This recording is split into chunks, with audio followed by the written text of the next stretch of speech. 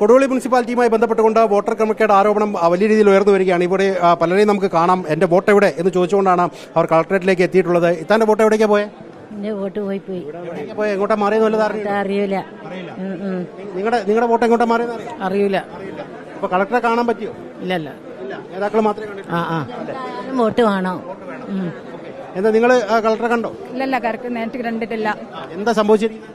24-ാം തീയതി വരെ വോട്ടർ ലിസ്റ്റിൽ പേരുണ്ടായിരുന്നു. 24-ാം തീയതിക്ക് ശേഷം എന്റെ വോട്ട് കൊടുവള്ളി മുനിസിപ്പാലിറ്റിയിൽ എവിടെയും കാണുന്നില്ല. 22 വർഷമായിട്ട് ഞാൻ വോട്ട് ചെയ്യുന്ന ഒരു വ്യക്തിയാണ്.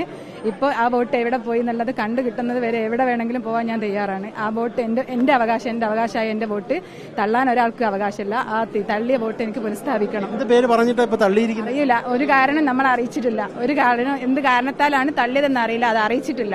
അത് അറിയിക്കാതെയാണ് ഈ തള്ളിൽ നടന്നത്. അപ്പൊ അതിന്റെ ആളെ മുന്നോട്ട് കൊണ്ടുവരിക എന്നുള്ളൊരു ലക്ഷ്യം മാത്രമാണ്. അത് എവിടെ വേണമെങ്കിലും പോവാൻ ഞാൻ തയ്യാറാണ്. നിങ്ങളിപ്പം വോട്ട് വേണം എന്നാവശ്യപ്പെട്ട് തന്നെയാണ്?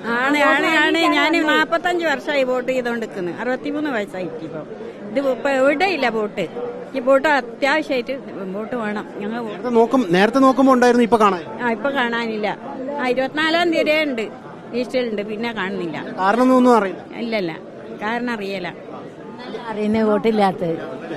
അതെ, കൊടുവള്ളി ഡിവിഷൻ 17 എന്റെ ഭാര്യയും മകളും അടക്കം 80 ആൾക്കാരുടെ വോട്ടുകൾ തള്ളപ്പെട്ടിട്ടുണ്ട്. എവിടേക്കാ പോയതൊന്നും അറിയില്ല. അത് ഞങ്ങൾക്ക് സ്ഥാപിച്ചു കിട്ടണം.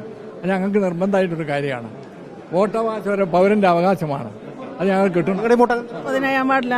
80 വോട്ടുകൾ എന്റെ ഹസ്ബൻഡിന്റെ എന്റെ മകളുടെയും വോട്ടൊക്കെ പോയതാണ്. എല്ലാരും വോട്ടില്ല. ആരാ തള്ളിയ? എന്റെ വീട്ടിൽ ഇപ്പൊ ആരാ തള്ളിയെന്ന് വല്ല ധാരണയുണ്ടോ? ജയിക്കേണ്ട ആളായിരിക്കും തള്ളിയത്. നിങ്ങളുടെയൊക്കെ വോട്ട് എല്ലാവർക്കും പോയതാണ്. ആർക്കും വോട്ടില്ല. 18 വയസ്സാണ് ചെയ്യ വോട്ടാ ഇതുവരെ ചെയ്തു പോന്നേ. ഇപ്പം വോട്ടില്ല. ഞങ്ങൾക്കാർക്കും ഒന്നും വോട്ടില്ല. ഞങ്ങൾക്ക് പോവോ? തന്നെത്താനൊന്നും പോവില്ല. ഇത്രയും കാലം പോയില്ലേലോ. ഇപ്പോഴല്ലേ പോയത്? സ്വന്തം ആക്കിക്കാനില്ല.